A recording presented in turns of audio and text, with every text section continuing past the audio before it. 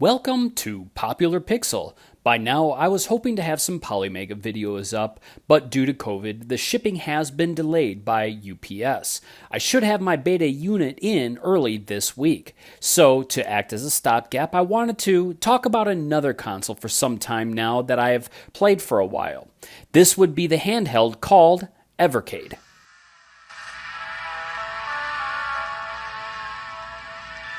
I have owned this console now for about a month and a half. I put quite a bit of time into playing it, and let me just tell you, I am quite pleased with this product. Obviously, this console is not for everyone, but we'll get into that in a bit. First, I would like to talk to you about what this console is, for those, of course, who have not even heard of it. The Evercade is a cartridge-based retro gaming console. It plays games from the past going all the way back to the Atari VCS, or the 2600 if you prefer, all the way up to recently released games that have been made for older hardware. The thing that is different about this console as opposed to other units that are out there that play retro games is one, that it is a cartridge-based system, and two, that the games are fully licensed. This is not just a system that you download and throw illegal ROMs onto. Upon its release, Blaze Entertainment worked up deals with several companies in order to launch 10 cartridges right from the start. These include Atari Collection 1, Namco Museum Collection 1, Data East Collection 1, Interplay Collection 1, Atari Collection 2, Namco Museum Collection 2, Interplay Collection 2, MegaCat Studios Collection 1, Pico Interactive Collection 1, and Technos Collection 1. Each cartridge holds a multitude of games, usually ranging from about 6 to 20 games per cart. More recently, they started taking pre-orders on a cartridge that will have Xenocrisis and Tanglewood on one cart, and the Oliver Twins collection of the Dizzy fame. And finally, starting next week, they will be taking reserves on the Atari Lynx Collection 1 and Lynx Collection 2.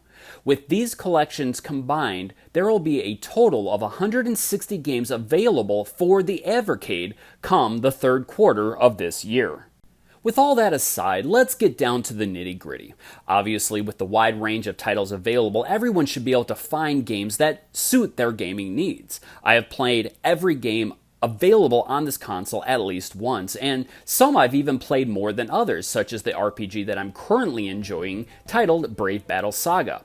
Now, it's no Final Fantasy VI, but it is a new JRPG to me, so I am having quite a bit of fun with it.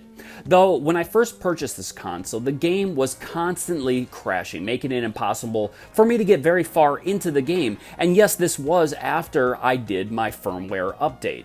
They sent me a beta firmware that corrected this issue, along with another issue I was having.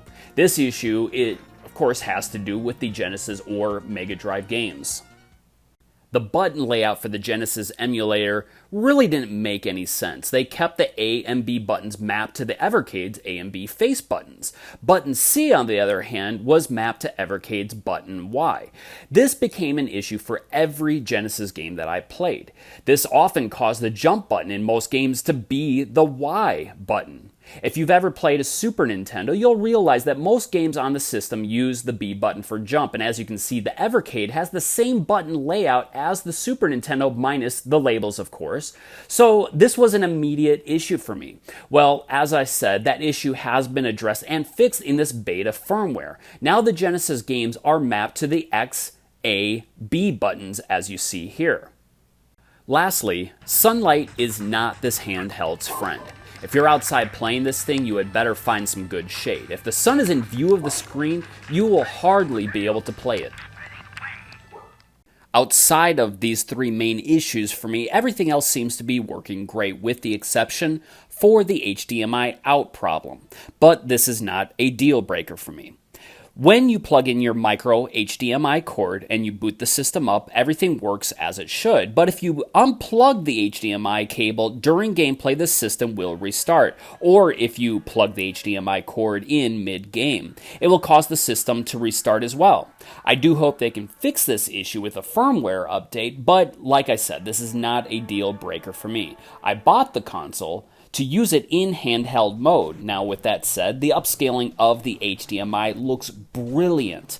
Colors are great, and the aspect ratio is perfect. While playing the game on my TV, I never ran into any issues where the cord would become unplugged accidentally. The connection is strong, but I would hate to be in a gaming session and maybe be in a critical point to where it happens to unplug accidentally, or my son maybe trips over the cord, causing me to lose everything that I had just worked on.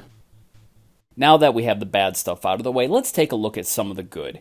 Each cartridge comes in a beautiful clamshell case that's reminiscent of the Sega Genesis games of the 90s. Just to give you an idea, here's a side-by-side comparison, and of course the only reason I'm showing this is to use because when I first saw these game boxes, I thought they were about the same size as the Genesis boxes, but as you can see, they are considerably smaller. Also, inside the boxes, you'll have little manuals, which mostly have a short synopsis of each game and its button operations. These two little details for me as a collector really stand out. Retro games in retro-style boxes with instruction manuals, which is pretty much unheard of these days. Going on to the controlling here, the D-pad and the buttons on this console work great.